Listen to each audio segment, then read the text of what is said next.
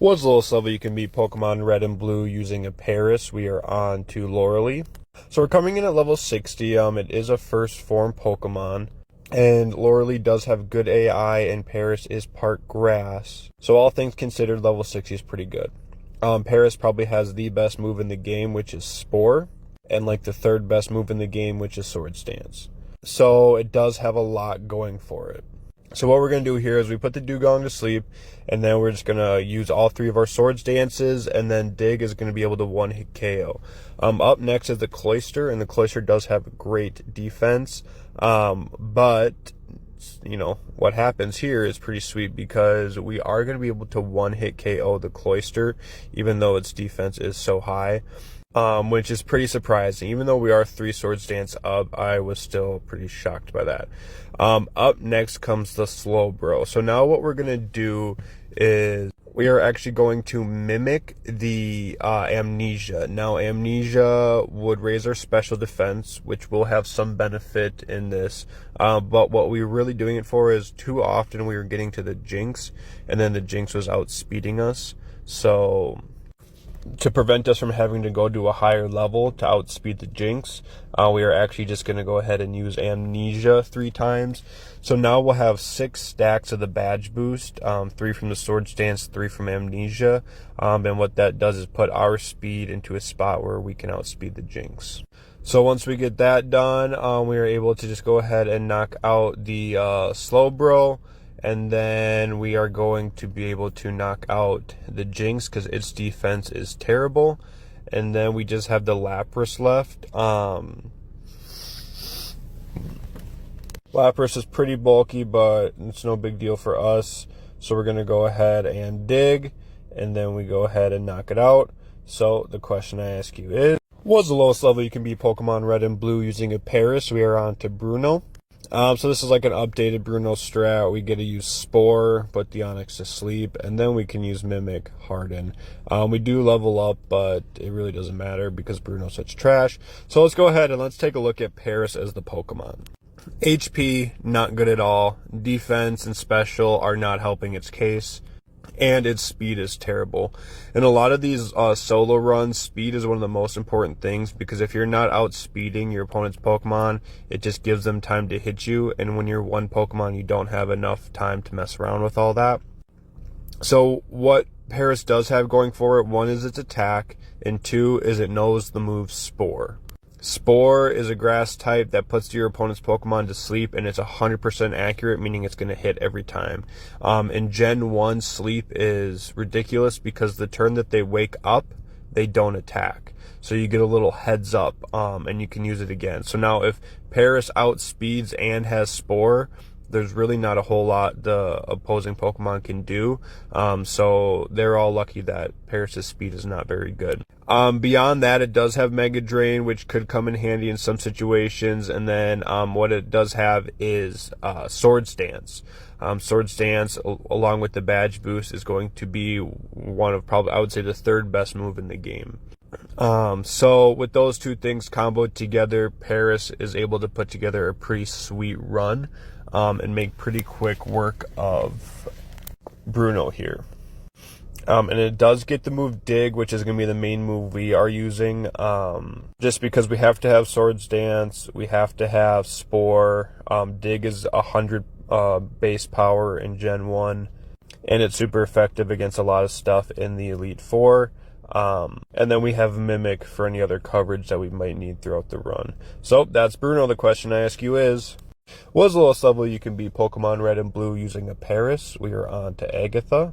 So the hard part about Agatha here is most of her Pokemon are going to outspeed, which is going to give her more opportunity to play her little games.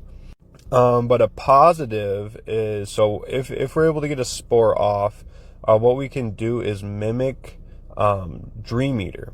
So this does 2 things for us. 1, it helps us hit the Golbat because Dig won't hit the Golbat. And 2, if we do take damage, we're going to be able to heal. And since we have Spore, which is going to reliably put things to sleep, then we're good to go. We do go for Swords Dance because we do want to, I was trying to boost the speed a little bit, but also just making sure we one-hit KO. Everything else is good. And then for if we take damage from the Golbat or Arbok, it'll soften the blow a little bit. I'm sure we will level up during this at some point, but it doesn't hurt at all. And remember, like we said, Dig is 100 base power in Gen 1, so it is going to pack quite a punch. It is super effective. So at this point moving forward, not a whole lot to go into other than just what is happening. We have our setup done. We're going to go ahead, we're going to put Golbat to sleep, which is going to allow us to use Dream Eater, which is super effective against every Pokemon because Agatha is actually a poison Elite Four member, a poison trainer in disguise. So there's that. And then she's going to send out the Haunter. Again, with Agatha outspeeding, it gives her the opportunity to set up things like Confuse Ray, could put us to sleep. So nothing in here is free. We could absolutely be put to sleep or confused and be taken out. So this looks simple and easy and free, but it is not. It took quite a few tries to get to this point. Sends out the Arbok. The Arbok is actually free because Arbok can't do anything. Screech is not ideal, but it really doesn't matter once we get rid of the Arbok because Nightshade always does set amount of damage. And then with our Swords Dance, that is a one-hit KO. So then the Gengar comes out, and then basically we just need to make sure we don't get confused. We get a Dream Eater, which is perfect. So we're going to go ahead, dig a hole, knock out the Gengar, and that was Agatha for you. Ending with full health was a pretty sweet way to end it. So the question I ask you is, was lowest level you can beat Pokemon Red and Blue using a Paras? We are on to Lance. Lance is no walk in the park. We get really lucky this Leer failed. That is going to be very important later on. And the only attacking move we have is Dig. So the Gyarados, Aerodactyl, and Dragonite all cannot be hit by that. So we have to mimic Hyper Beam. We also note we are using rare candies in between the run because once we use Swords Dance, we are getting our badge boost. If you level up, you lose your badge boost, and we don't want that because we need to outspeed and do more damage. And we also like that extra defense that it gives us. So once we get our Swords Dance set up, we are able to Hyper Beam the Gyarados and knock it out. We are going to do the similar thing to Dragonair. We are just going to use Hyper Beam, knock it out. And the next one, you guessed it, Hyper Beam, and we're going to knock it out. Now the scary part comes here. With the Aerodactyl, it is going to outspeed us. We do not want to see Supersonic. And what do we see? Supersonic, not good. So that puts us in a position where when we hurt ourselves in confusion, we're doing a lot of damage. The Aerodactyl goes for Hyper Beam, not good. We do have our padded defense, and that is how we survive. We do get through confusion, which is lucky, but we have the Dragonite, and we need to get through confusion again, and we do. So there we go. That is Lance for you. So the question I ask you is, was the lowest level you can beat Pokemon Red and Blue using a Paras? We are on to Blue. Okay, so we need Mirror Move or Whirlwind turn 1. The reason for that is if it uses Sky Attack, there's this little glitch, I don't know if it was intended or not, but if it charges up, I put it to sleep, when it wakes up, it'll use Sky Attack without having to charge, and that's a one-hit KO. So we can't have that. We can't have Wing Attack because often enough the Alakazam is going to attack us, and if it does, it'll one-hit KO us. And also it brings us down to like 58 HP, which is low enough for a Barrage or something else to take us out. So we want that full HP. And then we also need to mimic Wing Attack because Dig will not hit Pidgeot, and we need to get off our 3 Swords Dance, and that puts Wing Attack at just a 2-hit KO. If you get a really bad range, it might be a 3-hit KO, but most of the time it was a 2-hit KO. So we get to Alakazam with full health. I want us to pay attention to this because I got a little confused here. More often when the Alakazam was using Psychic, it would bring me down to much lower health. But for some reason, it only did that much. So I was a little confused on that. And that special drop was huge.